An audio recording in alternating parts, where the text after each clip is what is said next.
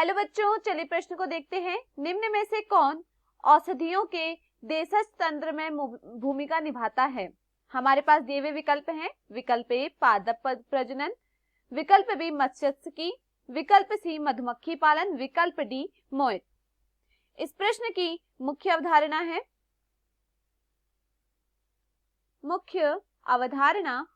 इस प्रश्न की मुख्य अवधारणा है औषधि देशज तंत्र। औषधि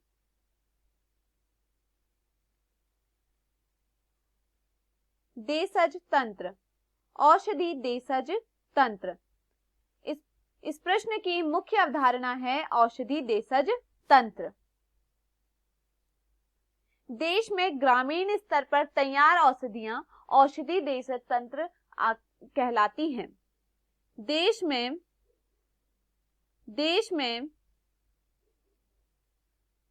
ग्रामीण स्तर पर तैयार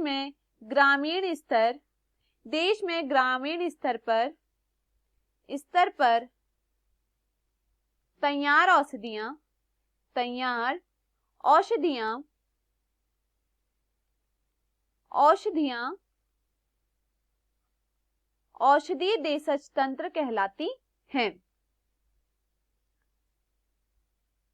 चलिए विकल्पों को देखते हैं।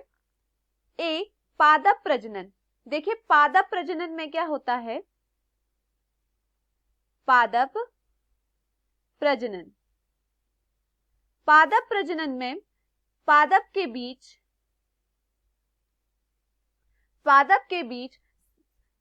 संगम कराकर नए किस्म के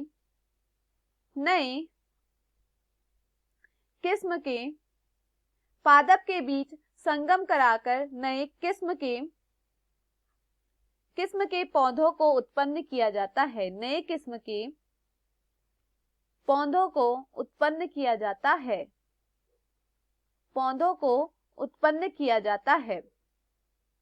उत्पन्न किया जाता है। देखिए देश में ग्रामीण स्तर पर तैयार औषधियों को हम औषधि देशज तंत्र कहते हैं, लेकिन पादप जनन में एक नए किस्म के पौधे को तैयार किया जाता है, इसलिए पादप प्रजनन यहाँ पर गलत हुआ। विकल्प बी मत्स्यिकी। मत्स्यिकी में मछली पालन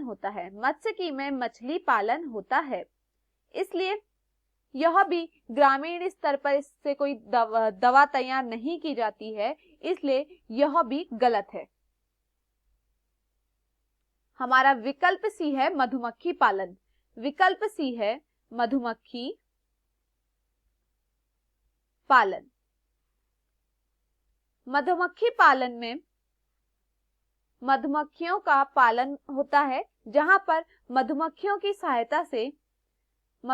की सहायता से मधु को तैयार किया जाता है। मधुमक्खी की सहायता से मधु तैयार होता है। यह मधु देसी दवा के रूप में काम आता है। यह मधु देसी दवा या देसी औषधि के रूप में काम आता है, इसलिए विकल्प सी यहाँ पर सत्य है, सही है। विकल्प डी मोइट।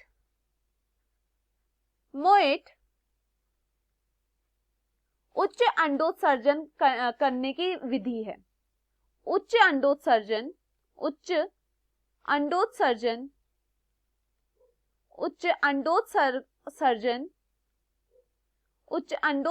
तैयार करने की विधि है, इसलिए मोइट भी यहाँ पर गलत है। तो दिए हुए विकल्पों में से हमारा सही विकल्प है विकल्प सी। मैं आशा करती हूँ आपको यह समझ में आया होगा। धन्यवाद।